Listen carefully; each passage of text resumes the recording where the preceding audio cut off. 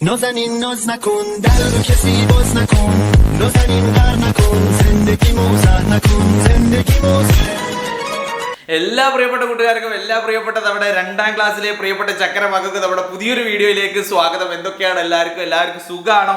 എല്ലാവരും സുഖമായിരിക്കുന്നുണ്ടോ? അടിപൊളിയല്ലേ? എല്ലാവർക്കും ഉഷാറല്ലേ? അപ്പോൾ 2ാം ക്ലാസ്സിന്റെ ഇംഗ്ലീഷിന്റെയും അറബിന്റെയും ഒക്കെ പേപ്പറുകൾ ചോദ്യ പേപ്പർ നമ്മൾ ചെയ്തിട്ടുണ്ട്.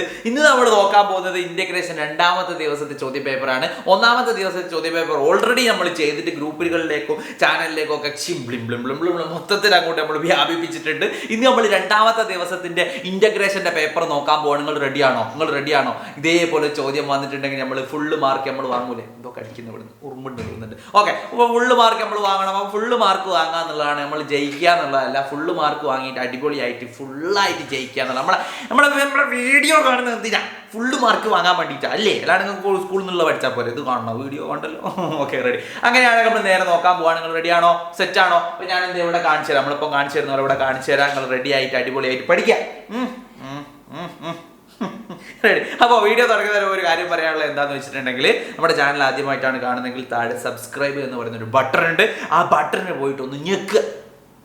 അതേപോലെ തൊട്ടടുത്തൊരു ഇങ്ങനെയുള്ളൊരു ബട്ടൺ ഉണ്ട്, ഇങ്ങനെയൊക്കെ വെക്കുന്നത്. ആ ബട്ടണിൽ പോയിട്ട് ഒന്ന് ഞെക്കുക. അപ്പം എന്തൊക്കെയോ മിന്നിയൊക്കെ അങ്ങനെ മറിയുന്നതൊക്കെ കാണും. നോക്ക്, ആ ബട്ടൺ ഞെക്കി അങ്ങനെ മിന്നി മറിയുന്നത് കാണാം. ഒന്ന് ഞെക്കി നോക്കി, ലൈക്ക് എന്ന് പറയുന്ന ബട്ടൺ. പിന്നെ നിങ്ങളെ കൂട്ടുകാർക്കൊക്കെ അയച്ചു കൊടുക്കുക, എല്ലാവർക്കും വിട്ടു കൊടുക്കുക. നേരെ നമ്മൾ ചോദ്യങ്ങൾ നോക്കാൻ പോവാണ്. നിങ്ങൾ റെഡിയാണോ? നിങ്ങൾ റെഡിയാണെങ്കിൽ ഞാൻ ഇവിടെ കാണിച്ചു തരാം ചോദ്യങ്ങൾ. നിങ്ങൾ റെഡി ആണെങ്കിൽ മാത്രമേ കാണിച്ചു. റെഡിയാണോ? Okay, ready. ഇവിടെ വന്നിട്ടുണ്ട് ഉദ്ഗ്രഥനം 2ാം ദിവസത്തെ ചോദ്യ പേപ്പറാണ് നമ്മൾ നോക്കാൻ പോകുന്നത്. സെറ്റാണോ? റെഡി. ഓക്കെ. അപ്പോൾ വെള്ളം സർവത്ര. ചിത്രം നോക്കി ജലം പാഴായി പോകുന്ന സന്ദർഭങ്ങൾ എഴുതൂ. ചിത്രം നോക്കി ജലം പാഴായി പോകുന്ന സന്ദർഭങ്ങൾ എഴുതാൻ വേണ്ടി പറയാണ്. 1ാമത്തെ ചിത്രത്തിൽ നമ്മൾ കാണുന്നത് ഒരു മനുഷ്യനെ കാണുന്നുണ്ട്. കഷണ്ടിയുള്ള ഒരു മനുഷ്യനാണ്. മുടിയൊന്നുമില്ല. നമുക്ക് വേണമെങ്കിൽ ഇയാൾക്ക് എന്ത് ചെയ്യാം? ആദ്യം കുറച്ച് മുടിയൊക്കെ ഇയാൾക്ക് വരച്ചു കൊടുക്കാം അല്ലെ?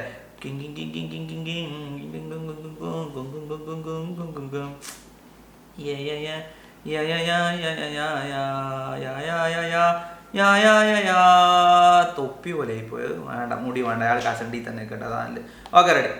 1ാമത്തെ ചിത്രത്തിൽ നമുക്ക് എന്ത് ചെയ്യാം? ഇയാൾ എന്തോ ചെയ്യുന്നുണ്ട്. വെള്ളമൊക്കെ ഇങ്ങനെ ഒഴിച്ച് വെറുതെ ചെങ്ങായില്ലേ, എന്താണ് ഇങ്ങനെ വെള്ളം ഇങ്ങനെ പാഴാക്കി കളയുന്നത്? എന്തിനാണ്? വെള്ളം അമൂല്യല്ലേ അല്ലേ? വാഹനങ്ങൾ കഴുകുമ്പോൾ അല്ലേ, വാഹനങ്ങൾ കഴുകുമ്പോൾ എന്തായി പോകുന്നുണ്ട്?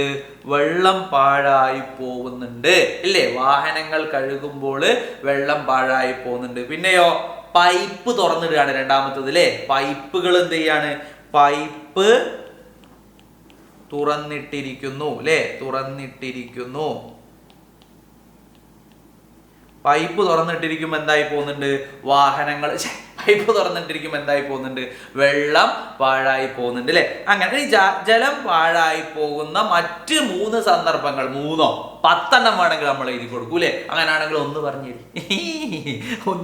എങ്ങനെയാണെങ്കിൽ ഒന്ന് പറഞ്ഞേരി. പാത്രങ്ങൾ കഴുകുമ്പോൾ എന്തായി പോകുന്നുണ്ട് ഇല്ലേ? പാത്രങ്ങൾ കഴുകുമ്പോൾ വെള്ളം പാഴായി പോകുന്നില്ലേ? ഒരുപാട് ഇല്ലേ? അതേപോലെ തന്നെ നമ്മുടെ പൈപ്പുകളിലൊക്കെ പൊട്ടലുകളൊക്കെ വന്നാൽ എന്തായി പോകുന്നുണ്ട്? വെള്ളം പാഴായി പോകും ഇല്ലേ? പൈപ്പുകളിൽ പൊട്ടൽ വന്നാൽ വെള്ളം പാഴായി പോകില്ലേ ഇല്ലേ? വെള്ളം എന്ന് പറയുന്നത് എന്താണ്? നമുക്ക് അത്രക്ക് എന്താ പറയുക, അമൃതാണ്, അമൂല്യമാണ് എന്നൊക്കെ നമ്മൾ പറയും ഇല്ലേ? വെള്ളം നമ്മുടെ ജീവാമൃതമാണെന്ന് നമ്മൾ പറയൂലേ ഇല്ലേ? വെള്ളമല്ലേ നമ്മളില്ല, വെള്ളം കുടിക്കാണ്ടിരിക്കാൻ പറ്റുമോ? അപ്പൊ നോമ്പൊക്കെ നോക്കിയിട്ട് ഒരു ഉച്ചയൊക്കെ അങ്ങോട്ട് ആകുമ്പോഴേക്കുണ്ടല്ലോ ചൂടായിട്ട് ദാഹിച്ചിട്ട് ഇങ്ങനെ ആയിപ്പോവും, ദാഹിച്ചിട്ട് ഇല്ലേ? വെള്ളം അത്രയും സംഭവം. അപ്പൊ വെള്ളം പാഴായി പോകുന്ന ബാക്കിയുള്ള സന്ദർഭങ്ങൾ ഏതൊക്കെയാണെന്നുള്ളത് നമ്മൾ പഠിച്ചിട്ടുണ്ട്. ഒരുപാട് വെള്ളത്തിന്റെ ഉപയോഗങ്ങൾ പഠിച്ചിട്ടുണ്ട്. വെള്ളം പാഴായി പോകുന്ന ഒക്കെ നമ്മൾ ടെക്സ്റ്റ് ബുക്കിൽ നമ്മൾ പഠിച്ചിട്ടുണ്ട് ഇല്ലേ? ആ കാര്യങ്ങളൊക്കെ നോക്കുക, സെറ്റാക്കുക, പഠിക്കുക. വെള്ളവുമായി ബന്ധപ്പെട്ടുള്ള ചോദ്യങ്ങൾ വരും എന്നുള്ള കാര്യം ഉറപ്പാ വരും. നോക്കാം നമുക്ക് അടുത്തേക്ക്. ജലം അമൂല്യമാണ്. ആവണി, മിനിമോള്, കിരണ് എന്നിവരുടെ വീട്ടിൽ കഴിഞ്ഞ 2 ദിവസങ്ങളിൽ പല ആവശ്യങ്ങൾക്കായി ഉപയോഗിച്ച വെള്ളത്തിന്റെ അളവ് നോക്കൂ. അപ്പോൾ വീട്ടാവശ്യത്തിന് ഉപയോഗിച്ചത് 46 ബക്കറ്റ്, 34 ബക്കറ്റ്, 32 ബക്കറ്റ്. പച്ചക്കറി നനയ്ക്കാൻ 14 ബക്കറ്റ്, 16 ബക്കറ്റ്, 14 ബക്കറ്റ്.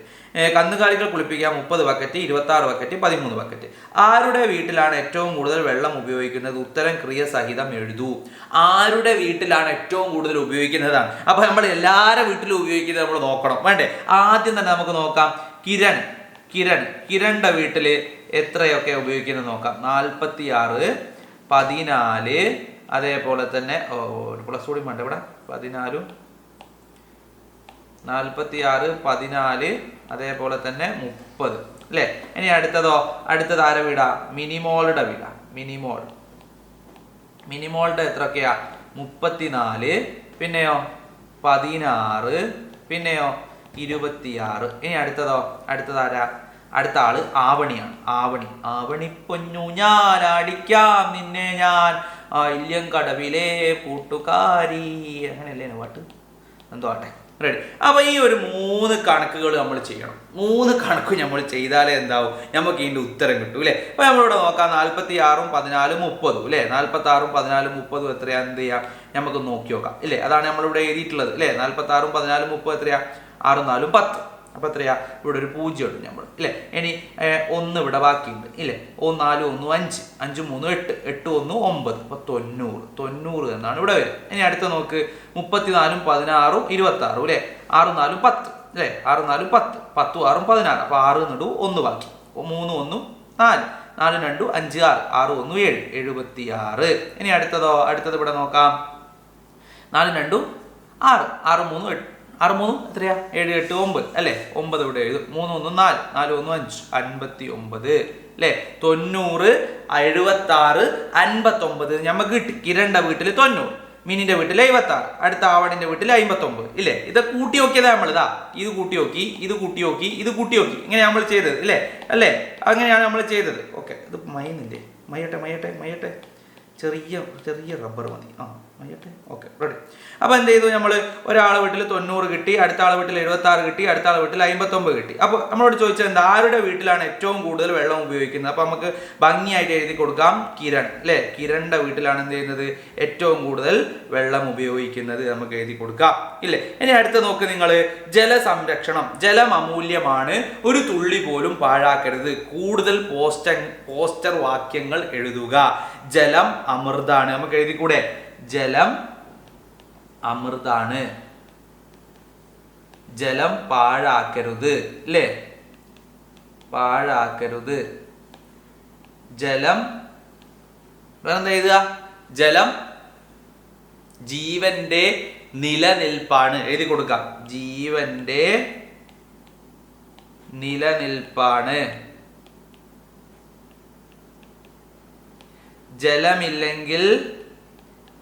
ജലമില്ലെങ്കിൽ നമ്മളില്ല അല്ലേ. ജലം സംരക്ഷിക്കൂ.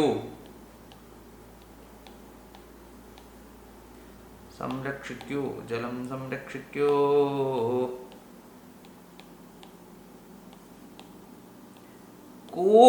ചൂന്നൊക്കെ ആയി പോകുന്നുണ്ടായിരുന്നു. കൂവാട്ടെ.